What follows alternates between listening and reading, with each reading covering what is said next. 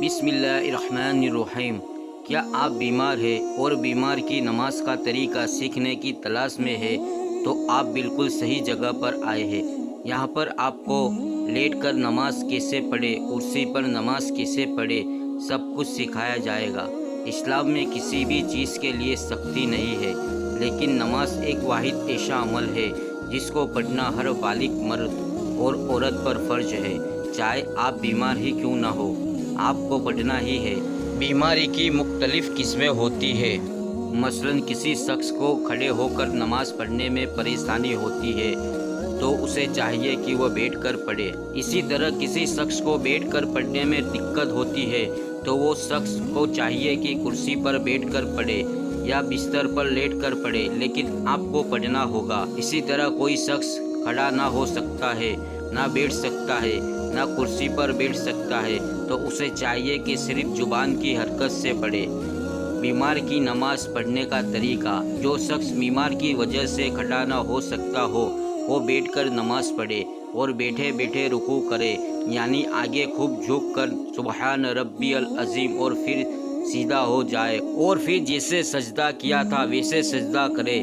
اگر بیٹھ کر بھی نماز نہیں پڑھ سکتا تو چیتے لیٹ کر پڑھے۔ اس طرح لیٹے کہ پاؤں قبلہ کی طرف نہ ہو اور گھٹنے کھڑے رہے اور سر کے نیچے تکیہ وغیرہ کچھ رکھ لے تاکہ سر اونچا ہو، منہ قبلے کے سامنے ہو جائے اور رکوع اور سجدہ اشارہ سے کرے، یعنی سر کو جتنا جھکا سکتا ہے اتنا تو سجدے کے لیے جھکائے اور اس سے کچھ کم رکوع کے لیے جھکائے۔ اسی طرح داہنے یا بائیں کروٹ پر بھی قبلہ کو منہ کر کے پڑھ سکتا ہے۔ بیماری میں نماز پڑھنے کے متعلق ضروری مسائل: جو شخص بیماری کی وجہ سے کھڑے ہو کر نماز پڑھنے پر قادر نہیں کہ کھڑے ہو کر پڑھنے سے مرض میں نقصان یا تکلیف ہوگی، یا مرض بڑھ جائے گا، یا دیر میں اچھا ہوگا، چکر آتا ہے، یا کھڑے ہو کر پڑھنے سے پیشاب کا قطرہ آئے گا، یا بہت تیز درد ناقابل برداشت ہو جائے گا، تو ان سب صورتوں میں بیٹھ کر رکوع و سجود کے ساتھ نماز پڑھے۔ اگر اپنے آپ بیٹھ بھی نہیں سکتا لیکن کوئی دوسرا شخص وہاں ہے کہ بٹھا دے تو بیٹھ کر پڑھنا ضروری ہے، اور اگر بیٹھا نہیں رہ سکتا تو تکیہ یا دیوار کا کسی شخص پر ٹیک لگا کر پڑھے۔ یہ بھی نہ ہو سکے تو لیٹ کر پڑھے، اور بیٹھ کر پڑھنا ممکن ہو تو لیٹ کر نماز نہیں ہوگی۔ بیٹھ کر پڑھنے میں کسی خاص طور پر بیٹھنا ضروری نہیں، بلکہ مریض پر جس طرح آسانی ہو اس طرح بیٹھے۔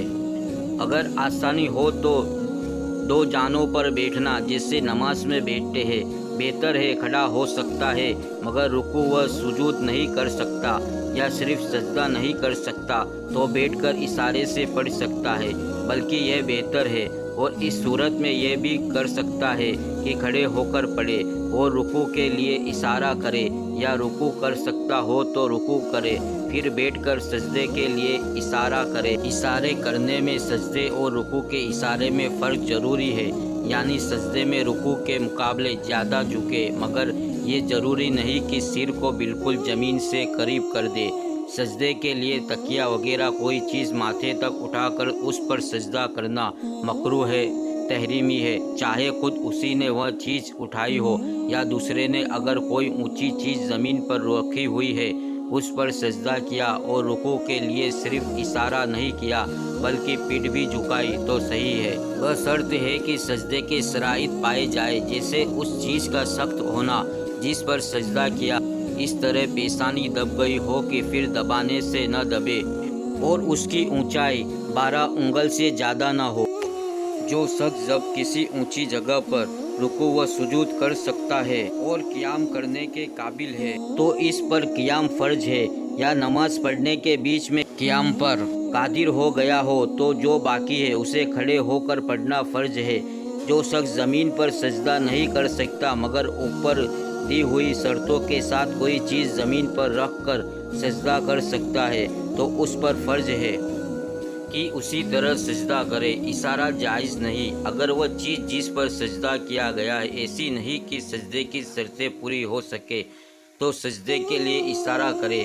پیشانی میں زخم ہے कि सजदे के लिए माथा नहीं लगा सकता तो नाक पर सजदा करे, और ऐसा न किया बल्कि इशारा किया तो नमाज नहीं हुई। अगर मरीज बैठ नहीं सकता तो लेटकर इशारे से पढ़े, चाहे दाहिनी या बाहिनी करवट पर लेटकर किबले को मुंह करके या लेटकर किबले को पाँव किए हो, मगर पाँव न फैलाए कि किबले को पाँव फैलाना मकरूह है, बल्कि घुटने खड़े रखे और सिर के नीचे तकिया वगैरह रख कर ऊँचा कर ले कि मुंह किबले को हो जाए, और इस तरह यानी सीधे लेटकर पढ़ना अफजल है। अगर सिर से इशारा भी न कर सके तो नमाज साकित है, यानी इस हाल में नमाज का हुक्म नहीं। इसकी ज़रूरत नहीं कि आँख या दिल के इशारे से पढ़े। फिर अगर 6 वक्त इसी हालत में गुजर गए तो उनकी कज़ा भी शाकित, फिदिया की भी ज़रूरत नहीं, और ना सेहत होने के बाद इन नमाज़ों की कज़ा लाजिम है, चाहे इतनी सेहत हो कि सिर के इशारे से पढ़ सके। मरीज अगर किबले की तरफ अपने आप मुंह नहीं कर सकता है, न दूसरे के ज़रिए से, तो वैसी ही पढ़ ले, और सेहत के बाद इस नमाज को दोहराने की ज़रूरत नहीं। और अगर कोई शख्स मौजूद है कि इसके कहने से किबला रुख कर देगा मगर इसने उससे तो न हुई, इशारे से जो नमाजें पढ़ी है सेहत के बाद उनका लौटाना भी ज़रूरी नहीं। अगर ज़बान बंद हो गई, गूंगे की तरह नमाज पढ़ी, फिर ज़बान खुल गई, तो इन नमाज़ों को भी दोहराने की ज़रूरत नहीं।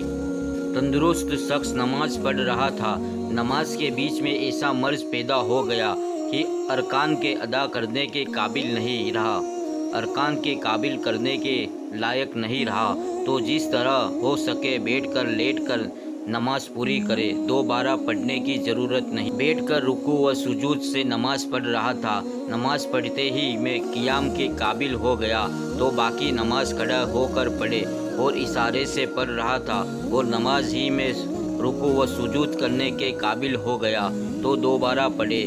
जुनून या बेहोशी में अगर पूरे 6 वक्त निकल गए तो इन नमाज़ों की कज़ा भी नहीं, इससे कम हो तो कज़ा वाजिब है। अगर बेहोशी के बेअक्ली शराब या भांग पीने की वजह से है, चाहे दवा के तौर पर, तो कज़ा वाजिब है, चाहे बेहोशी के अक्ली कितने ही ज़्यादा ज़माने तक हो। इसी तरह अगर दूसरे ने मजबूर करके शराब पिला दी, जब भी कज़ा वाजिब है। सोता रहा जिसकी वजह से नमाज जाती रही तो कज़ा फ़र्ज है, चाहे नींद में पूरी 6 वक्त गुजर जाए।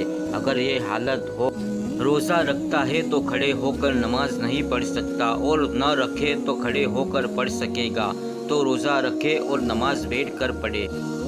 मरीज़ के नीचे नापाक बिस्तर है और हालत ये हो कि बदला भी जाए तो नमाज पढ़ते पढ़ते फिर नापाक हो जाए तो उसी पर नमाज पढ़े, और अगर जल्दी नापाक नहीं भी हो मगर बदलने में उसे ज़्यादा तकलीफ़ होगी तो उसी नापाकी बिस्तर पर ही नमाज पढ़ ले। दोस्तों, हमारी ये वीडियो पसंद आई हो तो प्लीज़ लाइक और सब्सक्राइब ज़रूर करें। अपना छोटा भाई समझकर हमें सपोर्ट करें। अल्लाह हाफिज़।